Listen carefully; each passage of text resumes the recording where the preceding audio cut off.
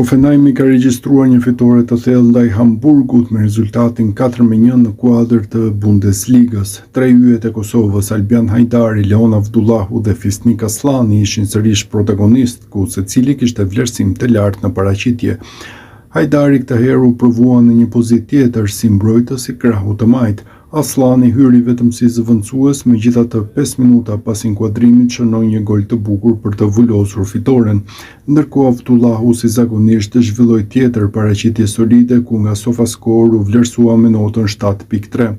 Të tre yjet kësaj po e ndihmojnë Hoffenheimin të luftojë për një vend që të dërgon në Ligën e Kampionëve, pasi zën vendin e 4 në Bundesligë me plot 26 pikë. Sulmuesi i Hoffenheimit Fisnik Aslani ka reaguar ndaj thashëthemeve që e lidhin atë me Barcelonën, Bayernin e Muniut dhe Borussian e Dortmundit. 23 vjeçari kosovar është shfaqur si një nga sulmuesit më premtues në Evropë me formën e tij të shkëlqyer në Bundesligë, teksa është lidhur me shumë klube të mëdha evropiane. Për lidhjet me këto klube është prononcuar vetë Aslani, i cili ka thënë se do të shohim se çfarë do të ndodhë në fund. Sigurisht dëgjoj dhe lexoj gjëra të tilla, është një nder dhe ndihem krenar për këtë, por jam i përqendruar te Hoffenheimi, ka thënë fillimisht Aslani. Në ndeshjet, javët dhe muajt e ardhshëm, kjo është ajo që është më e rëndësishme për mua. Do të shohim se çfarë do të ndodhë në fund.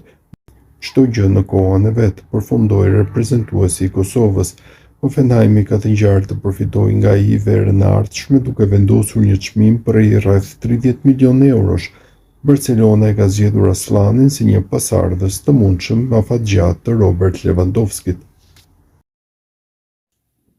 Drejtori Bayern Muniut Christoph Freund ka konfirmuar interesimin e gigantit gjerman për yllin kosovar Fisnik Aslani. Si Bayerni ashtu dhe Borussia Dortmundit e kanë bërë prioritet afrimin e qendërsulmuesit në verë, kur mund t'i aktivizohet klauzola e lirimit në vlerën e 30 milionë eurove.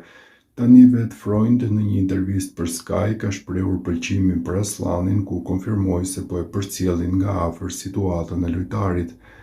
Lojtari i mirë që shënon shumë gola, një lojtar i zgjuar i cili është përmirësuar mirë, ka pasur disa huazime që e bën të ketë një progres shumë të mirë. Mendoj se është lojtar interesant i mirë, shumë kanë folur për të, janë disa lojtarë që po përmirësohen shumë. Por siç kam thënë, jam shumë i lumtur me ata që kemi dhe si jemi në skuadër, deklaroi ai. Negociatat mes dy palëve kanë nisur, por ende asgjë nuk është e vendosur. E vetmja gjë e kryer është që Aslani do të largohet nga Hoffenheimi në verë për një skuadër që garon në Champions League.